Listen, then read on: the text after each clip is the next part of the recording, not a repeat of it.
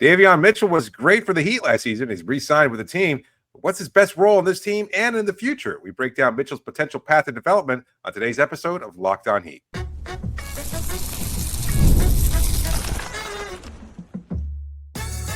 You are Locked On Heat, your daily Miami Heat podcast, part of the Locked On Podcast Network, your team every day.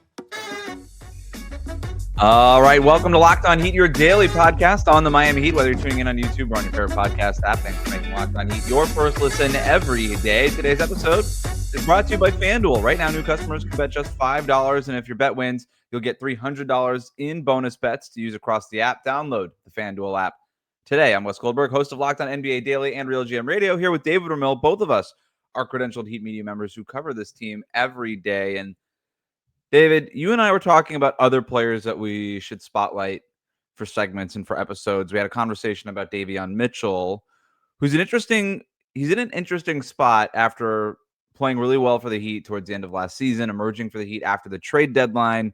The Heat have him going into next season, Tyler Hero, Norm Powell. They've drafted Kasparis Yakachonis. They re-signed Jrue Smith. And that's the backcourt room. Terry Rozier still hanging out somewhere on the roster. They did re-sign Davion Mitchell to a 2-year, $24 million contract. He's 27 years old. Was the 9th pick in the draft 4 years ago. We know what the talent is. But at this point, what is the role going forward? It's one thing to come in after the trade deadline and just be like, hey, let me just fit in wherever I can. And we saw him do that in a very big and impressive way. Now it's like, we got to figure out what this is. And we got to figure out what the plan is here, especially now that we re-signed you to a 2-year contract. So at this point, should the Heat prioritize developing Davion Mitchell into a reliable two-way point guard, potentially an eventual starter? Or is his best role like this defensive weapon, kind of like a Tony Allen, Alex Caruso type who could obviously play the position, but you're not really asking him to set the table on a possession-to-possession basis? He really is coming in with a specialty, which is I'm just going to bleep stuff up defensively. And, you know, those guys, Tony Allen, Alex Caruso, obviously very high-level players, but Davion Mitchell was the 9th pick in the draft. You'd think that maybe there's another level for him to get to. So that's the question is, what is the development plan now for him? It's a good question. And yet I don't know that we have a clear answer, because what we saw from him last year is really something he wasn't able to do at any other point in his career. Like, you talk to people around the league, and Mitchell's incredible run with Miami was just so atypical from what he'd been able to do either in Sacramento or Toronto. Had there been progress as an offensive player? Definitely. But nothing like the quality shot maker, especially in clutch moments, that we saw him become when he donned a Heat uniform. And so my tendency is to think that what we do know is that he is a good defender, and there's still too many questions about whether or not he can be consistent and replicate what he did last year with Miami to even consider the possibility of him being a two-way player. I'd love to think that that's the case. Like, he spoke to us, came on the show, told us he has been developing that shot for a long time now, and he seemed to talk very confidently, as most NBA players do, about his shot-making ability, and that that's something that has been part of his repertoire for a good long time. It just hasn't been part of his repertoire for a good long time on the court, as far as in the NBA. And now that he became the player that he was and showed us this incredible other level to his offense, I don't know that I'm going to be able to count on that. Like, the shooting splits were ridiculous. What was it? 45% from three-point range, being able to scoot past other defenders, drive his way to the basket. I mean, he was solid as a playmaker. He was really, really good as an offensive player, which is why I think that idea of him becoming a two-way player is so tantalizing. I can't count on that. We just haven't seen it for a consistent enough stretch to think that that's going to be the path for him in the future. So to me, I see Davion, and maybe $12 million a year might be a little bit too much, a slight overpay, because I think he is going to go down that second path of being more of an impactful defender, a guy that you can just kind of set loose on there and create chaos, do things that might change the course of the game because of his impact defensively, rather than counting on him being that guy that we saw shoot 45% from three.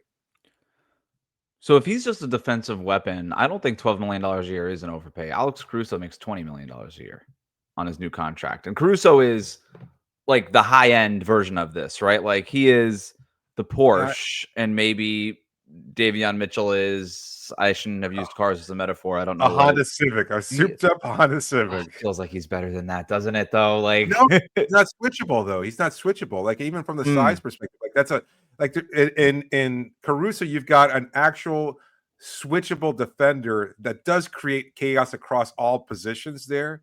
Maybe not at fives necessarily, although he does hold his own to a certain degree, and he does have now 2 championships under his belt, and he's been a factor in both those runs.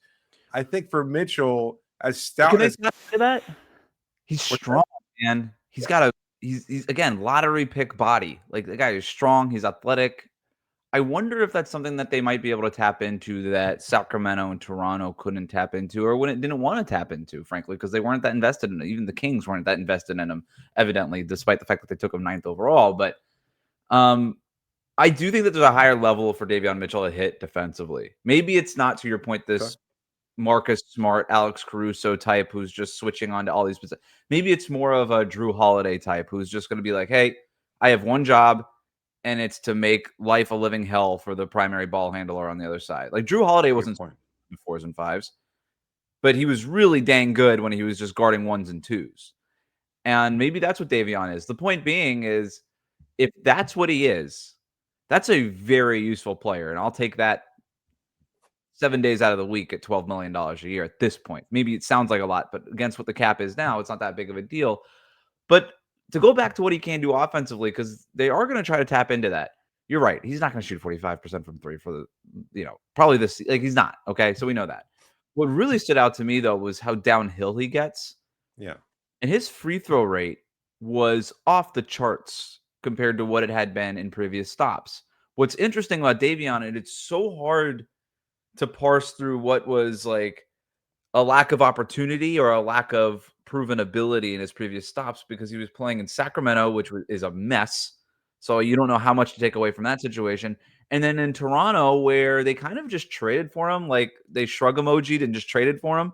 He ends up on the team. They draft Jamal Shed, who's basically like another Honda Civic that you just threw into the garage. And they're like, which one do we want to take out? I don't know. It's the same car. And so him on the roster.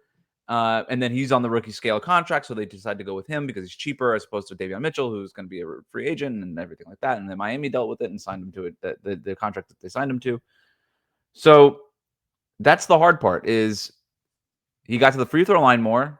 Is that fluky, or is that because he had more of an opportunity? He hit more open shots. Is that fluky, or is that because he had more of an opportunity?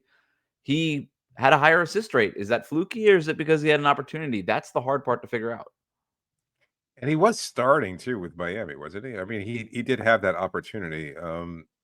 And I don't know if, maybe will he continue to have those kind of opportunities moving forward either? Like even in whatever minutes he does play, is he going to be the kind of guy that's going to be able to continue growing from the version that we saw last year? So I don't know. It is difficult to parse whether or not it's just the more touches that he got here in Miami as opposed to where he got in other spots, or whether or not that's always been part of what he could do offensively.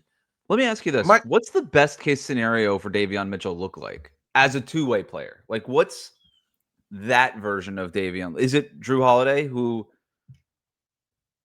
I hate comparing guys to Jrue Holiday, because when he was at his prime as a defender, I mean, he was generational. And I don't use that term lightly. I mean, what he was, I don't know that Davion has ever get to that level, but he wasn't really your traditional point guard who you wanted making decisions every time with the ball in his hands either. But he dabbled in it and he hit open shots. Where did we see Jrue flourish the most? Like when he started developing that reputation, like he was an all-star in Philadelphia and everybody kind of has forgotten his tenure with the 76ers. But then he was impactful with the New Orleans Pelicans. And I think that when that started to build his reputation up slightly, even for basketball aficionados. And then once he joined the Bucks, he became like the niche favorite for fans, like to say, what, I really like me a Jrue Holiday, etc. But he flourished again with Anthony Davis in one front court and Brook Lopez when he was all defensive type player, and Giannis Antetokounmpo when he was defensive player of the year in the other. So I think if you're looking for that path, it's going to take Bam and Kel'el to be that kind of pairing, where they can allow Davion to be just that incredible bulldog and just gamble and do things and just not Fight worry over about whether or not. screens, funnel guys into the paint, all that stuff. Just be disruptive. I hear you. Yes. Yeah. Because when he has that support behind him, then all of a sudden he's going to see that kind of version of himself be unlocked. Everybody's going to be like, wow, this guy's we just don't want him because he's because I think a lot of guards can make those kind of defensive plays, but they refuse to make that gamble because it could cost them a potential. But if you've got Bam and Ware back there to clean up your mess effectively, that makes things differently. And then you could see that kind of evolution to more like a Jrue Holiday kind of player. It's a great call, right? And if you're doing that and you're just hitting open jumpers on the other end and you're playing fast and that's enough, which we know Davion, I will take that again 7 days out of the week. I will take that over and over again. And he pairs well because of that defensive ability. You can play him with Tyler Hero. You can play him with Norm Powell and not have to sacrifice defensively. And depending on who else is on the court, potentially have enough offense, especially if he is hitting those open jumpers. Maybe not at a 45% clip, but if he's hitting it at a 38% clip, I think that's more than fine, So we'll put a pin in that for now. We're going to move on to our 25 of 25 series with a look at the guy we were just talking about. No, not Davion Mitchell. He hasn't quite made the list yet. No, we'll be talking about Bam Adebayo after this. Today's episode is brought to you by Open Phone. If you're running a business, you know that every missed call is money left on the table. Think about the last time you had an urgent need, maybe for a plumber or a service provider. If the first person didn't answer, did you wait? Probably not. You moved on. And that's why you need Open Phone. Open Phone is a #1 business phone system built to streamline and scale your customer communications, all from an app on your phone or your computer. Open Phone lets me manage business calls and texts from a single app. The shared inbox feature is a game changer. Your team can jump into any conversation instantly without missing a beat, and their AI agent handles after-hour calls, answers common questions, and captures leads so you never miss a customer. Open Phone is offering my listeners 20% off your first 6 months at openphone.com/LockedOnNBA. That's openphone.com/LockedOnNBA. And if we have existing numbers with other service, guess what? Open Phone will port them over at no extra charge. Open Phone, no missed calls, no missed customers. We'll be right back.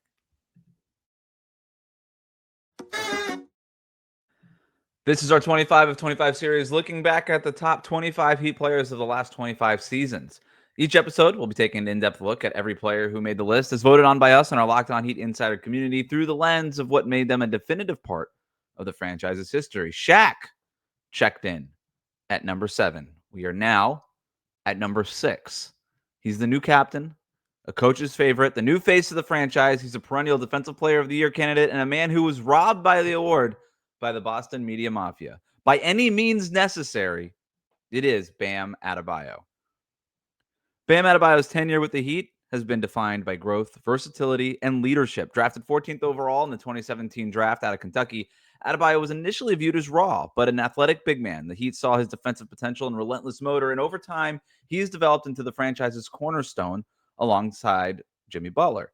Adebayo's breakout came in the 2019-20 season when he became a full-time starter that year. He earned his first All-Star selection, played a crucial role in Miami's run to the 2020 finals inside the Orlando bubble. One of his signature career highlights came in the Eastern Conference Finals that year against the Boston Celtics when he delivered an iconic game-saving block on Jason Tatum in Game 1, a play often cited as one of the great defensive moments in Heat history. Throughout his Heat career, Adebayo has been recognized for his elite defense, winning NBA All-Defensive Team honors multiple times, his ability to guard all 5 positions, anchor any style of defensive scheme, and serve as a playmaking hub on offense has made him one of the league's most unique talents. Offensively, he's known for his mid-range jumper and his dribble handoffs. Throughout the league, Bam is beloved by stars, role players, and coaches, and was a featured member on Team USA's gold medal teams in 2020 and 2024. Over the past 8 years, Bam has developed into a cornerstone of the Heat franchise as their natural heir to Udonis Haslem. But he's not without his critics who demand more from him as a scorer. As the Heat exit the Jimmy Butler era, Bam will be tested to evolve yet again as the team looks for a new #1 option. David, the highest he was ranked by our panel was 4. The lowest was 7. I had him at 6. You had him at 6. What stands out to you about Bam, and why did you rank him 6? You know what? I've got to be honest with you. I'm a little surprised that the consensus was so consistent, like that there is that much respect for what he did among the insider community, that he's ranked 4th through 7th as far as the best players of the top 25 years. Because I know maybe you're more peripheral fan or people that tend to tend to watch this show or listen to it, and they might not necessarily appreciate what Bam does, because we have seen some criticism. There's some of people in his the YouTube game. comments that would already put Kel'el Ware over Bam in the last 25 years. We have heard that. Yes, we have heard that. So what stands out to me about Bam is just I appreciate everything that he does. And for those critics, and I understand their perspective is that he's a max player, he doesn't do enough offensively. That might be the case. And I would argue, we've made that point several times, that this team needs more from Bam Adebayo, that they needed more during the Jimmy Butler era, that he was developing, but that all of that, and I will again say that might be a true statement, that doesn't change the fact that he is still a great player. That you don't make the Olympics, you don't get voted as an all-star by your coaches, that you don't get appreciated, as we've seen, by his peers without being a great player. That they love what Bam does to a certain degree. This isn't a popularity contest. They don't care if you're a nice guy. And I think Bam is by and large viewed as a nice guy, but they don't care. Coaches don't put him as an all-star because, he's got a big smile on his face or because he loves his mom or anything like that. They vote him in there because they see what he does and they respect it. And that's what you have to consider. If you're a critic of Bam Adebayo's, then you just honestly, and I know this is rather cliche and reductive, you don't know basketball, because to watch Bam Adebayo is to watch a player change a game by doing little things at such a high level that he has contributed to winning since he's been a part of this team. And I think, have they been a championship winner? No, they haven't. But they've been a playoff team. They've been a contender. And if you remove Bam, as much as you as fans might be frustrated with the lack of championship success or even general success, say over last season, if you remove Bam, it would get a lot worse. If there's no Bam, there's no finals. I've made that I don't point care what before. Jimmy Butler does in 2023. He was Michael Jordan in 2023. You needed Bam. It takes more than just Michael Jordan to get to the finals, right? Like, you need more, and that was Bam. Like, there is no 2023 finals run. There is no bubble finals run without Bam Adebayo. It doesn't happen. I don't know how else. I don't know how you argue that. Like, he's the bedrock of the entire defensive system. They played switch everything when Jimmy Butler first got here and Bam first emerged as a starter. Then they went to a drop scheme. They became a zone defense for 50% of the time. Bam could play any style of defense. Do you know how many players in the league can do that? Like, the answer is not. I think you can count them on one hand and maybe still have fingers left. Yeah. They were starting Kendrick Nunn, Duncan Robinson, and Myers Leonard, and their defense was still really good. Like Nunn was at least trying, and he had the athleticism to do some things. But Duncan, his first year, was a walking foul. Myers Leonard, he wasn't stopping anybody. Nope. And then you had Jimmy, defensive prime, perhaps, and then Bam entering his defensive prime, and so impactful. I don't know what else to say about Bam Adebayo. Well, let's talk a little bit about the Heat culture. Udonis Haslem bestowing the torch upon him and all these things, and that is very rare. That a player like Bam, that it's rare for a player to be associated with a franchise, point blank, period, in the NBA these days, right? Like, how many players do you associate with a franchise anymore? Like, you would have associated Luka with Dallas, and then they traded him, right? Yeah. Like, you associate Steph with the Warriors, obviously. That's fair. I think at this point you would associate Jason Tatum with the Celtics. Okay. You associate Jokic and Giannis with their teams, Shea with the Thunder. But we're talking about a very small amount. And for a player who's obviously not of that caliber in Bam to be associated with a franchise the way he is, like, right, he's like a notch or two below whatever that is, the Steph, Giannis, Jokic levels, Shea levels. That is very, very rare in today's NBA, and I think it speaks to how important he is to the Heat, and rightfully so. And it's all the on-court stuff that we're talking about. Like, hey, we can, whatever the next version of the Heat look like, we know Bam could be a part of that because he fits every scheme. He's so insanely versatile on both ends of the floor that we could just do whatever we want with him. And that's the crazy part with him. And then the fact that he is also the culture carrier guy in the locker room and all these things too. And we remember talking with players after the Jimmy Butler fiasco, and every single player, Bam stepped up. Bam's the leader of this team. We don't get that. We don't make the playoffs. We don't make it through that play-in tournament without Bam. Like the leadership stuff's real with him. Yeah. He has been just an incredible boost. And like, I mean, I don't know why anybody would go out of their way to attack what he does. Like, again, if you're going to look to a player who represents your franchise, you want a guy who has given such consistent effort, who has grown and developed, who does all the dirty work so effectively that fans should appreciate so much. And I know there are warts. I know there's some He glaring needs to be holes more there. aggressive this coming. He has to be better offensively. He had a bad offensive year. season. Like, nope. Like, we're not like, yeah. This He's not season above is pivotal for criticism. him. Yes. No doubt. This season is pivotal, though. Like, I think also a lot of people kind of looked at his struggles earlier last year and kind of looked at that as the entirety of his season.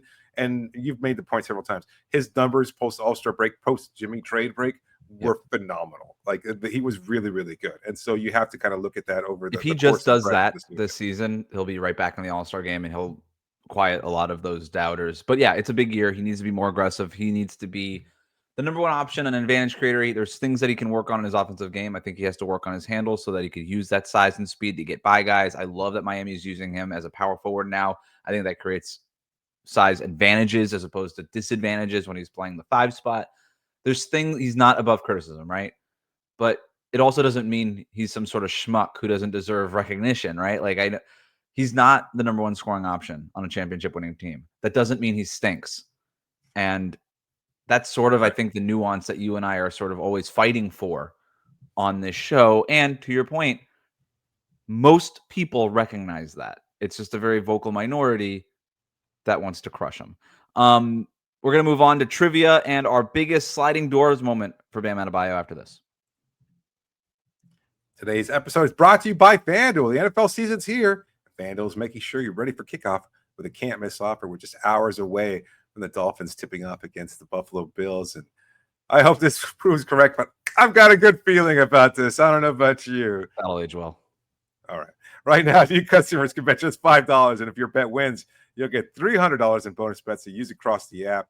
You'll love using FanDuel because it fits however you like to bet. Player props, building a same-game parlay, or even jumping in live as the action unfolds. It makes every game more exciting, whether you're watching your team or just keeping an eye on your fantasy lineup. It's quick, easy, and the best way to add a little bit more energy to your Sundays or Thursdays. So, are you ready to play? Download the FanDuel app now by visiting FanDuel.com to get started. That's FanDuel.com to place your first $5 bet. We'll be right back.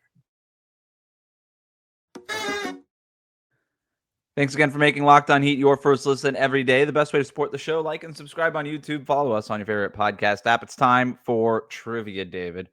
What inspired Bam Adebayo's nickname, Bam? The character in the Flintstones, Bam Bam. That's right. He flipped over a coffee table while he was a child and saw Bam Bam, started imitating him, and then people started calling him that. Nice. Former Spurs coach Greg Popovich cut Bam Adebayo from the 2019 World Cup team. What was the reason Pop gave Bam at the time? Oh, I don't know. I know it's tied to Miles Turner. I don't remember a specific reason. That's a great call, and I don't remember it. Wasn't good enough offensively? Quote, he wasn't ready. Wow. Wasn't ready. Well, he's no Miles Turner, that's for sure. I mean, Miles Turner was ready. Bam wasn't ready. Apparently. Bam won a gold medal with Team USA the very next summer, but he wasn't ready in 2019, but he was super ready in 2020, but he was not ready in 2019. It's crazy. What did Bam do during his pre-draft workout that convinced the Heat to take him 14th in 2017? This is the final trivia question. I know he yelled at Pat Riley. I can't remember the exact verbiage that he used, but yeah, he said something. Yeah, trash talk Pat Riley and Eric Spoelstra. Yeah. You get point. I'll give you the points for that one. Yep, that's a trivia. Time for recurring segments. This one is our sliding doors moment. It's a what if moment that could have changed the way that this player is remembered for better or for worse. Could have changed the way that the trajectory of this player's career. Bam's career is still going in Miami. So this one's kind of interesting, right? Because we don't have the benefit of hindsight and being, well, what if with Shaq, you talked about the way that he left. Well, we don't know the way that Bam left. So this is a little challenging. I came up with something. Did you come up with anything? I think to me it's pretty easy. I mean, we use this one already in terms of Goran Dragic. Like, what happens if Bam Adebayo stays healthy in the 2020 NBA Finals? Because he gets hurt right after an incredible run in the bubble. The high of that incredible play against Tatum, like where people are like, I don't know that there are many players around the league who could have made that play, and maybe not many players in NBA history who could have made that play as effectively as Bam did. I don't think that's overstating it either. It was a phenomenal, iconic play. Not quite the level of, say, Game 6 Ray Allen's shot, but it was a really standout moment. And then, unfortunately, he gets hurt right at the start of the NBA Finals, and we never see him go up against LeBron James or Anthony Davis. We never see him be able to utilize everything that he'd been able to do up until that point. And what happens if he's out there? What happens if he is a difference maker? Does Davis go off the way he did? Does LeBron have the big moments that he does? Does Bam provide that complementary scoring that allows Jimmy Butler to go super nuclear? And do they win a title? And if so, does anybody care about the contract? Do we hear any of those that minority that yells about Bam being this and that? Because I don't know. Because then he would have proved it at the highest level. Instead, he just never got that opportunity. And you know what? That might be a pivotal moment. But I think Jokic has said as much, that nobody has made him work so much as Bam Adebayo. Like, I mean, for all that we remember the 2020 NBA Finals, in the 2023 Finals, Bam did his job. Jokic is one of one, and he's huge, and he was as limited as you're going to be able to make him, and a lot of that was due to Bam's constant effort. And I think Jokic would be the first to point that out, that of all the players he goes up against, probably one of the best at defending him and just making him work for it is Bam. This is a great call. So Anthony Davis in the NBA Finals in 2020 averaged 25 points on 57% shooting, 42% from three, 10.7 rebounds, 3.2 assists, 1.3 steals, 2.0 blocks. An all-time performance by Anthony Davis, by a center in the NBA Finals. Anthony Davis was arguably the Lakers' best player in that series. He ain't doing that if Bam is guarding him instead of Myers Leonard and Kelly Olynyk, right? Yeah. Like, he's just not doing. He's good. Anthony Davis was an awesome player. Is an awesome player. Was an awesome player. He's good. That, what I just laid out, is one of the all-time stat lines for a center in an NBA Finals series. Something short of that in a series that went to 6 games, that to me is interesting. This is a great what-if moment, David. I think you nailed it here. Because let's say he limits Anthony Davis. He's not hurt. Miami wins the championship in 2020. Let's go as far as to use that as the hypothetical. The Heat then, like, Bam becomes the guy, right? It's Bam and it's Jimmy, but Bam becomes like the next center, right? He takes Anthony Davis, ain't nothing. Bam is the new center. He's that guy. It's like him. It's Jokic. It's Embiid. Those are the guys. Yeah. Miami's not looking for a co-star after that. No. Every single year. They've got Bam. They've got Jimmy. They won a championship in their first year. The pressure comes off at that point. And they feel really good about Bam as that co-star next to Jimmy Butler. And so they're not saving all their draft assets and keeping the powder dry for Donovan Mitchell, Kevin Durant, James Harden, Damian Lillard, whatever it is. They're not doing that. Instead, maybe they're fortifying that roster the way that we always argued that they probably should have been. Yep. Right? Myers Leonard out of the league. They replace him. Kelly Olynyk phases out. You replace him. Kendrick Nunn, flash in the pan, no longer hot. You go get a replacement there. Goran Dragic ages out. Maybe you still get Kyle Lowry, but that, those are the kinds of moves that they should have been making the entire time, right? And then Kyle Lowry ages out, and then you maybe replace him with somebody who isn't Terry Rozier. Like, you're doing all these things. You're fortifying the roster around your two superstar players in Jimmy and Bam, and nobody's asking about that thing. Now, maybe it doesn't work. Maybe they never get back to the finals because Jimmy, the injuries just still become an issue with Jimmy Butler, and Bam still never really evolves as that offensive number one option. But maybe they don't have to because the pressure came off. You're not looking for that next superstar because you rightly or wrongly already thought you did, and now you're fortifying the roster the way we thought you should have been in the first place, which probably would have mitigated the need for those guys to be that superstar in the first place. I don't know. It's complicated, but yes, I agree. I know.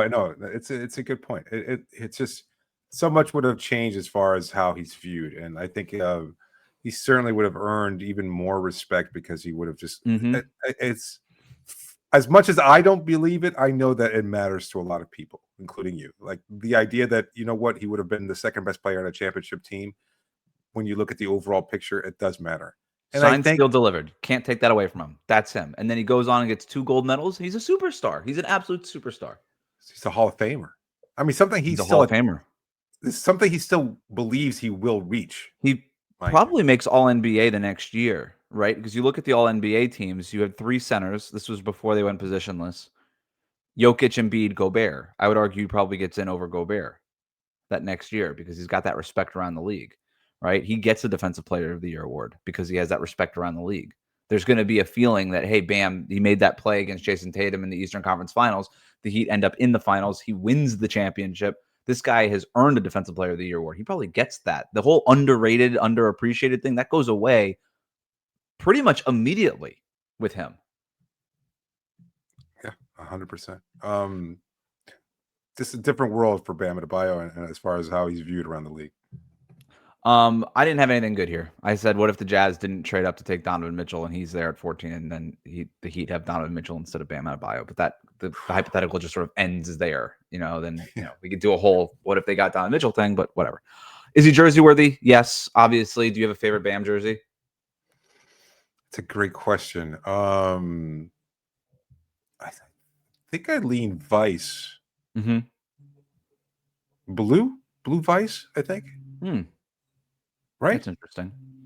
I love him in the blue Vice. Blue's his color for sure. I think he's so classic Miami Heat. Give me the red Miami Heat jersey or the white Miami Heat, like that clean red, that clean white, like that's him. Fair He's enough. The culture guy. I like that one. Not the Heat culture jerseys. No, not those. Sorry, not those. Wow. The Jones Battier Zoe test doesn't apply. He's on the roster already.